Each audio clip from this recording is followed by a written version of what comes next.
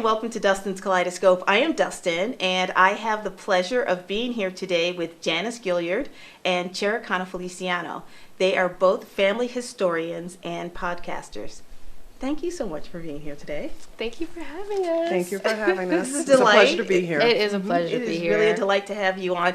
Janice, you have been on before, so Yes. welcome back. Thank you. And welcome. Thank you. Cherekana. So I wanted to have you on because you are both very, very much into family history, as am I.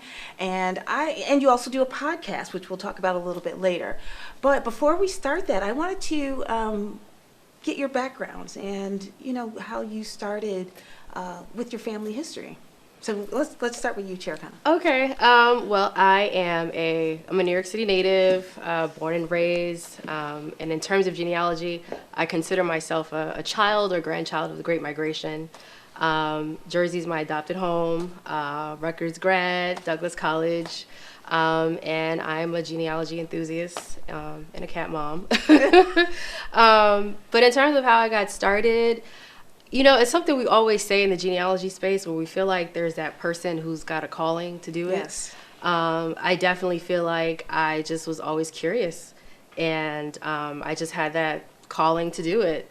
But I do have to give credit to my great aunt, because she was the one who kind of planted the seeds for me. She had the pictures around the house, and if I had questions, she was the one to go to. So that was kind of like my introduction to genealogy. So okay. Yeah. And Janice, how did you? So my background is public relations, Okay. over 20 years. And as far as genealogy, I was not interested in it. It was my husband, and he was Oh. working on it. And I'm like, who are all these people you're talking to? And then finally one day he said to me, well, you should look into your family. And I said, well, I know who they are. So of course the parents, very easy. Grandparents, very easy. Great-grandparents, nothing.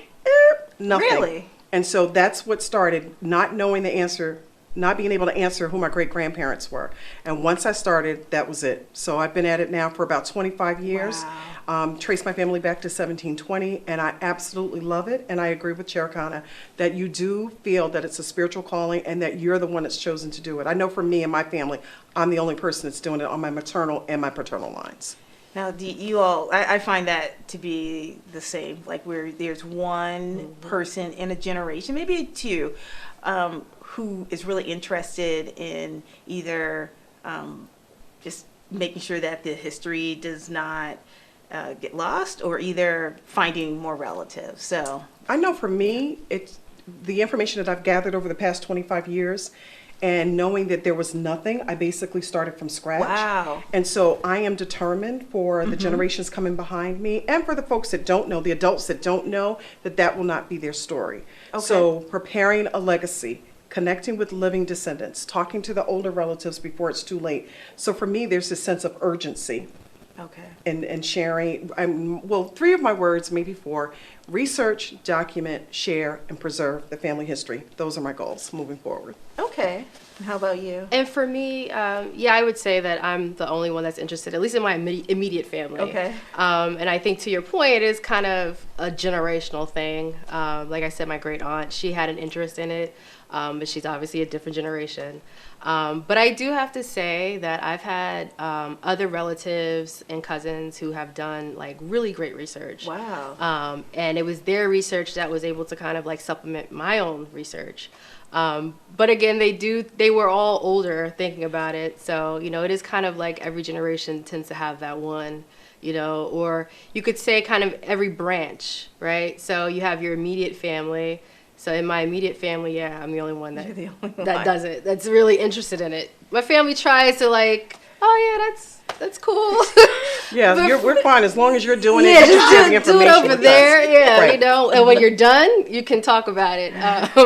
But, it has been nice to also connect with other relatives who may be from a different branch, who are Okay. just as enthusiastic, and they have, like, so much research, and being able to connect that way. So, we don't exist in a vacuum, but, Right. yeah, it is kind of like just your immediate family is just that one. So have you all found it easy to find other people, like you were saying, like you had your great aunt, but you said you found another part of your family. Like, is this somebody you found through DNA or just in general? Wow. Ancestry. Ancestry, okay. Yeah. These are cousins that I connected through Ancestry.com and like just doing, my family research that way. But they weren't, people I knew growing up. So, so outside of my great aunt, that was it. That really was it growing up. And, what she couldn't answer, that's kind of like where I kind of took the baton, if you will. Okay. And I think that on a, not a sadder note, but there's gaps and there's holes and there's people missing and there's, Right. And I wanted to know, what happened to so-and-so? Why did this happen? And, those kinds of questions really like gnawed at me. And, it was also, I also ended up being a history major in undergrad too. Oh, okay. So there's something investigative about it. Right. That, it has that, like that itch, I guess, sometimes you just gotta scratch it, it's being a little nosy, but in a good way, in a good way. The last time I was on the show, I talked about my great-grandfather. Yes. And my goal was to find his father, and I had given up. And so that was a couple of years ago, and then I got this urge to look for him again, or there was this pull, look for him again. I'm like, no, I'm not doing that. I've been at this over 20 years, couldn't find him. Right. Well, just as Cherekana said, with DNA, I was able to find the answer.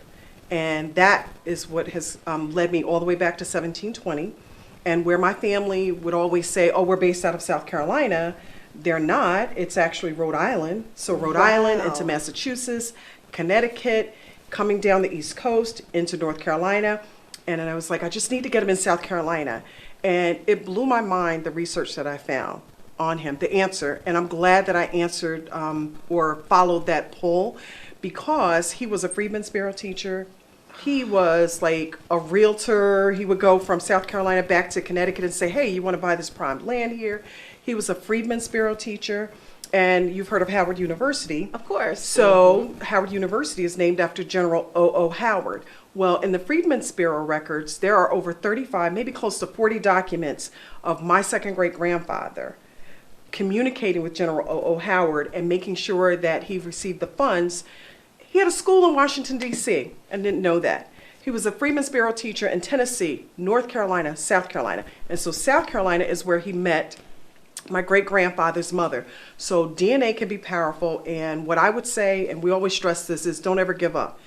And Okay. if you get that pull, go ahead and follow the lead, because the answer is going to be there. And I tell people when they're frustrated, I tell them, don't ever give up, because the moment you give up, that answer literally is right there. So with the DNA connection, there was a friend that lived in my town, and we were friends for over 35 years. And she would always say, we're so close, we have to be related. And I would tell her, I can't find it, right? I'm not making the connection. She passes away in 2018. I get a DNA match, and it turns out that she is, or was, I would say is still for me, she was my cousin. And so in the town that I live in, I'm thinking, I met my husband, married, lived there, and thinking, oh, I'm the outside, the outside person where he went to Right. school there and all. And the majority of the people are my family that live in my town. And this is all through a DNA match. And again, the information I found, in my family, they always said that my great-grandfather was Native American. I said, excuse me, I'm not finding that. With the DNA match and the documentation, we're able to prove that. Okay. So it's worth the work and the effort, the time, and what you need. If you're frustrated and you have a brick wall, I just believe in this. What you need will come to you. Don't give up if you're researching. So you both have mentioned how DNA matches have helped. For people who absolutely do not know anything about DNA, can you explain what the process was for you all to find these different people? So my biggest discovery was with DNA was actually locating my mother's father. Okay. And so basically with DNA, you order your kit. Okay. You put the spit in it. Okay. You'll get your like a key code. You hold on to that, you send it out, and you get your results a couple weeks later. So basically what happens is in my situation, you'll get matches. And it'll tell you like, oh, you got this cousin, got that cousin. And one thing about these DNA databases, they're always changing and evolving, right? Okay. So features that you have now may not have been there a couple of years ago. What they have now, they'll have something new maybe next year. So, I mean, it'll range it to closest cousins or matches and the ones that are further away, right? So now you'll have matches that'll say like a predictive relationship first or second cousin or third, fourth cousin. So eventually I was just kind of going through the matches, and because people had trees with their DNA, so that's something else to also add. Sometimes people do DNA and they just want to do DNA. So you'll see your matches and you don't really know how you're related. You just know you're a match. Where you really get like the cherry on top is if they have a family tree that you can actually look at and see and compare those records. Because you might have common Exactly. relatives. Exactly. Okay. And so it was because someone had her tree up that I could tell like she is not only a DNA match, but based off of these records here, she has a close enough relationship that she would know who he is.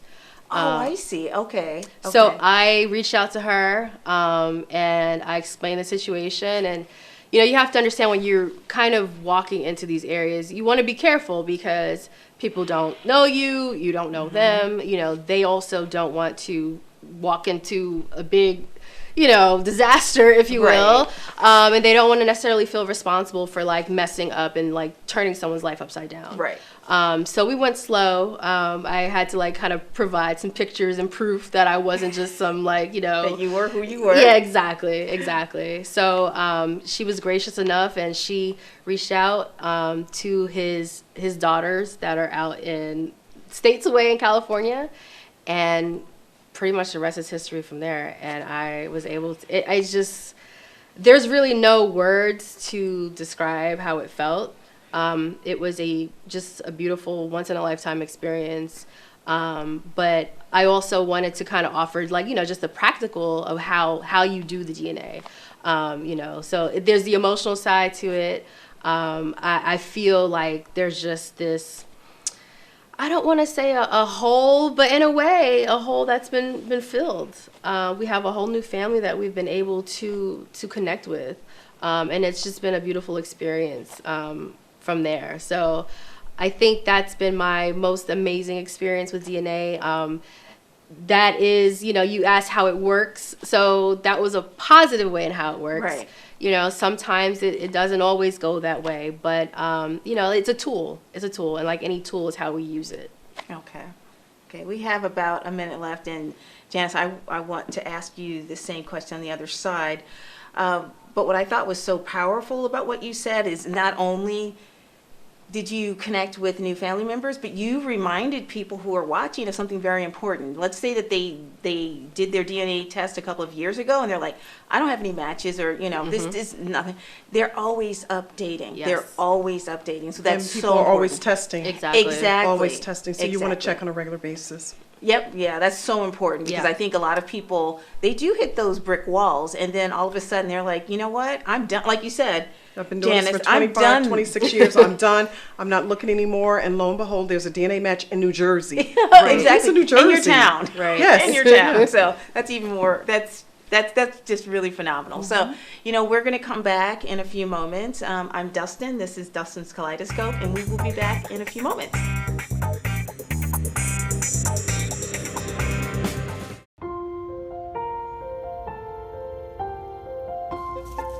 It's an onion.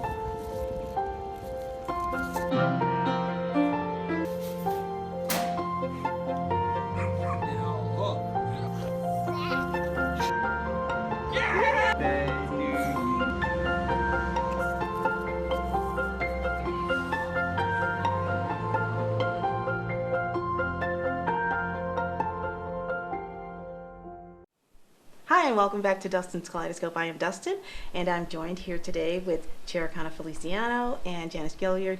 And Janice, at the end of the last segment, I wanted you to tell us a little bit about how DNA you told us how it has impacted Yes. your genealogy, but what are could you tell us practically, like which did you use Ancestry? Did you use, what did you use? I used 23andMe Okay. as well as Ancestry. Okay. Personally, I prefer Ancestry over 23andMe, and as why is Cherekana that? mentioned, that they have the trees. They Ah, have okay. more family trees on Got it. there, and 23andMe, they acknowledge, they understand that, so they actually allow you to take your Ancestry DNA or family trees, and you can link it on 23andMe. A lot of people didn't know interesting. that. I did not know that. Because they have a tree, but it's nothing compared to Ancestry.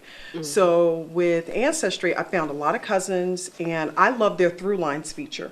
And so that's if you have a family tree and you link it to your DNA, Ancestry has an algorithm that will go and retrieve the information that matches yours and tell you how you connect to someone, which is awesome. But that's it's only as good as the information that's listed in the tree. Okay. But that's a really cool Okay. feature. So you're able to figure out or determine how am I related to this person rather than looking at matches. And Oh, you still I have to do the see. work, Yeah. but it makes it a Yeah. little bit easier for the people that have connected their trees to the DNA. And so for me, the one cousin that I mentioned earlier that connected to me to my great-grandfather's father, my second great-grandfather, I mentioned that he came out of Rhode Island. Okay. So I met a cousin, and she was giving me all the history, and so then this, which connected me to another cousin, and he says to me, well, you have to come up to Rhode Island on November 7th. It's like, why should I do that? And he said, well, we're celebrating the 400th anniversary of the Pilgrims coming to America. It's like, that's really nice, but how does that connect with me? And so he goes, well, the native people that they met with are your ancestors. And I said, I will be there. Oh, wow. And so a friend agreed to come with me and drove up, and I was only going for a presentation that they were having. I ended up staying all day because I ended up meeting all of these people that are my cousins that I never knew anything about. So DNA is a very, very powerful tool, and it can connect you. At the same time, I agree with what Cherekana was saying. You have to prepare yourself for the emotional side. But in most cases, there's a beautiful side. And for the research that I've done, and for my family, and my great-grandmother, my grandmother, and family members saying, oh, we have Native American, it was proven through this Wow. DNA connection, and then going up and meeting my family. And it was one of the most peaceful, memorable, moving moments in my research.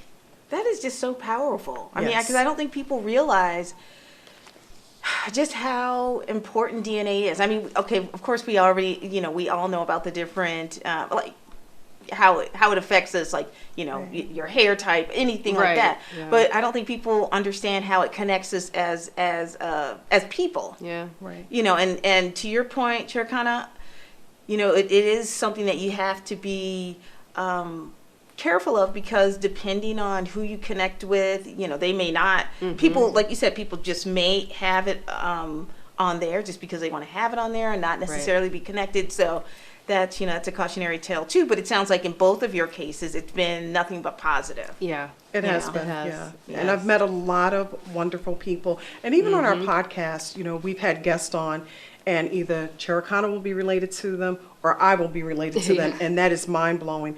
Is it okay to share one experience that we had? Yeah, absolutely. Okay, Go so right we ahead. had a guest on. And can you tell us, let's get right into your podcast. Your podcast is called Speak On It. Right. History and Genealogy Conversations with Janice and Cherekana. Yes. And On Blog Talk Radio. Yep. and tell us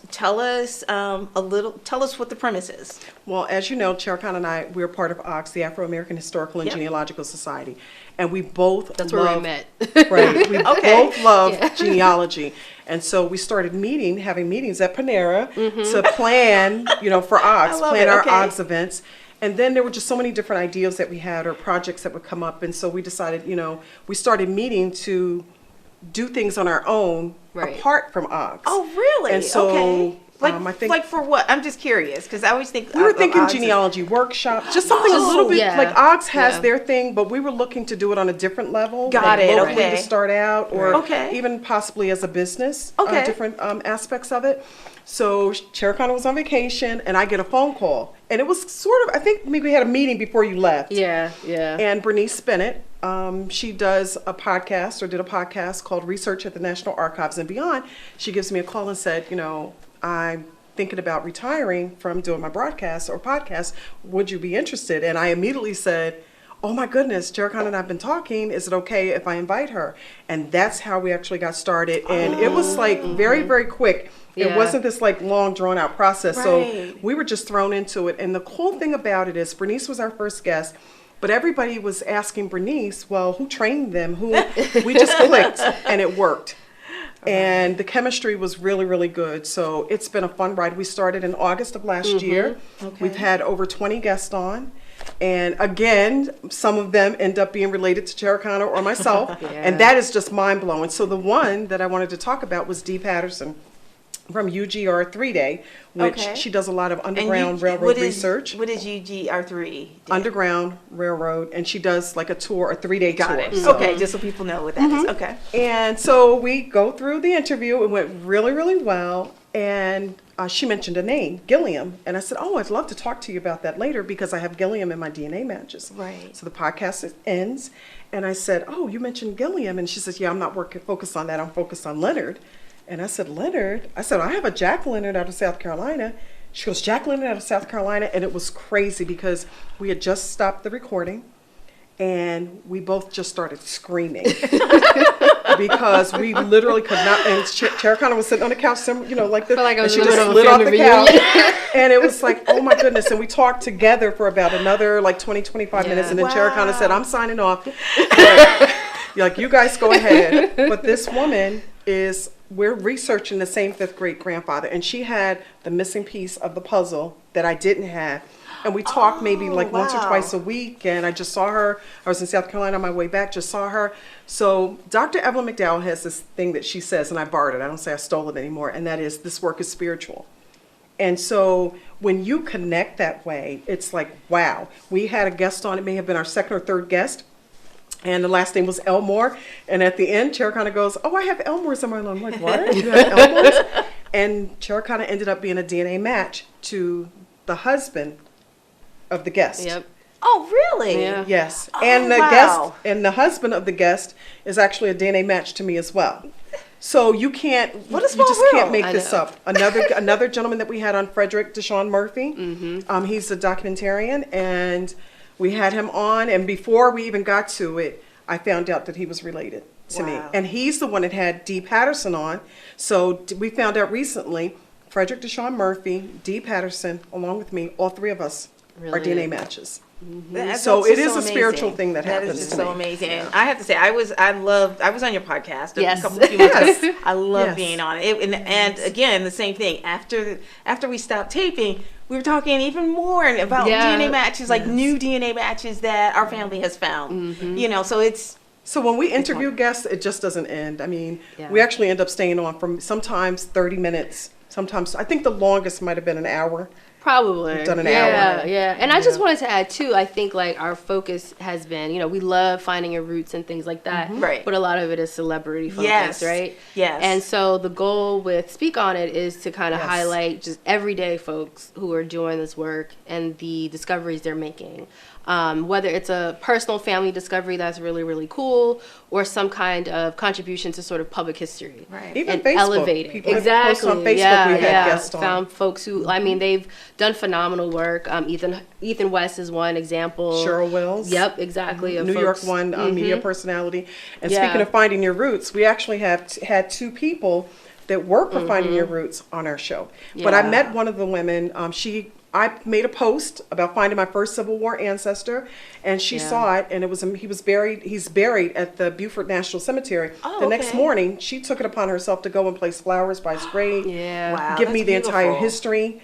And I couldn't believe it, and so we stayed in touch. So when we started the podcast, I said, oh, she would be a great guest to have on. So we Right. had her on with another woman. Same thing, they connected through research, and we have both of them on. So we've had two Wow. Finding Your Roots, folks That's that work for amazing. Finding Your Roots on our show. Yeah. And I love that premise that you mentioned, which is it's just everyday people. Yes. Because I think a lot of times people will see those shows and they're like, wow, okay, this person can go back and, you know, I think maybe it was Yo-Yo Ma, he went back like forever, forever. But you know, all those resources are there at their disposal. Right. And I think People it's taking flights and going exactly here and there. Yeah. And I think it's so important, as you said, to show the everyday person Yes. who's doing this research, Yes. who's doing this work, and to see the results. Whether you find an ancestor who's a Civil War Right. ancestor, or someone who was the first person who came to this particular town. It's just Right, so right. important. You know, It's true. so important. So, Yep. so I'm gonna head in a different direction because there are people who are watching this who are like, okay, this sounds interesting. How do I get started? And how does one get started? Well, I wanted to say this. It's something that kind of has been on my mind is to get started. We typically say, you know, you talk to the older folks in the Right. family, right? Absolutely, because they have like all the nuggets of information. Right. But I do want to give a shout out to Gen X because I find that, you know, those are the folks born around mid 60s to 70s. In my experience, they are like the bridge now between the past and the present. And I would strongly encourage people to not overlook their Gen X relatives, whether it's, you know, older cousins or aunts and uncles, because a lot of them have memories as children going to the South or going, you know, Right, where the family was absolutely. from. And they usually can see that transition from, you know, pre-technology takeover. They remember, Right. like, you know, an outhouse, you know, maybe they didn't use it, but they saw it. Yep. I remember we had a Zoom call, you know, with the pandemic, a lot of things have shifted. And so my family did a Zoom call reunion. And the Gen X relatives just blew my mind with like the things that they shared. I mean, they remembered like the tobacco and, you know, doing things with chickens. And so Right. I want to, you know, so definitely reach out to the older people, but tap into your Gen X Okay. relatives. That's Totally a agree. fantastic tip. Also, Yeah. starting with what you already know. Okay.